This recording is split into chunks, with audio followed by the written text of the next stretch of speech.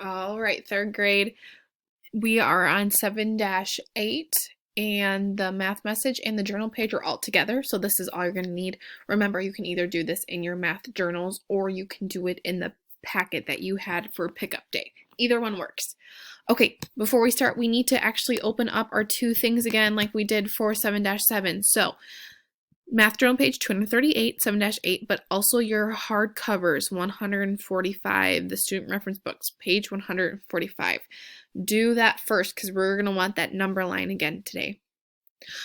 All right, when you are there, remember, pause me at any time. Our message today says Steve is sorting the number sides of his fraction cards into two groups. Fractions greater than 1/2 and fractions less than 1/2. So we see greater than 1/2 and less than 1/2. But it says he made a mistake, which mistakes are okay. That's why we double check. So we're going to help him find his mistake.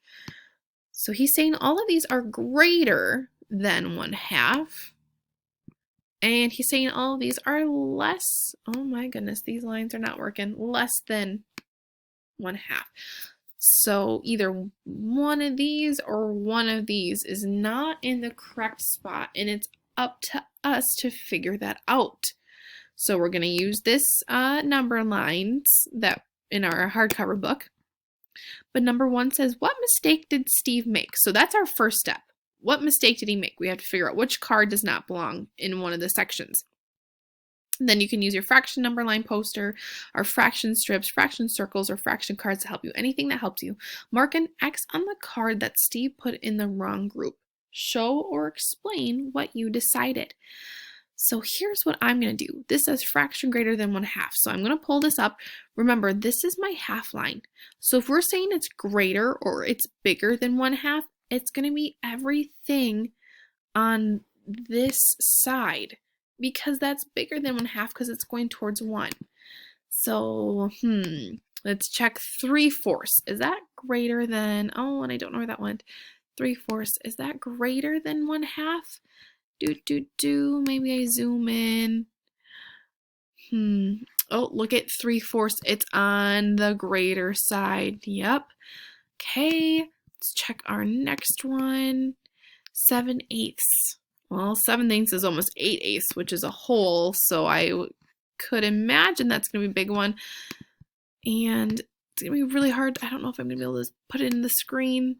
7/8 is right here, so it is on the right side of halves. It is bigger. Okay, next one is, 2/2. Do I even need to check my number line? We know 2/2 or 2 out of 2 is 1 whole. That is definitely bigger than 1/2. Good. 3/8. Let's see if we can find that on our number line. 3/8. Remember, it's got to be on the right side. Oh, niños and niñas. This bottom left right there, it is right here. Is that on the greater side of the half? No, it's less than. So I would go ahead and double check all my other numbers, but I know that that was less, so I'm going to go ahead, and 3/8 doesn't belong there. Half of 8 is 4, and 4/8 is larger than 3/8, so we know this is less than. It belongs over here.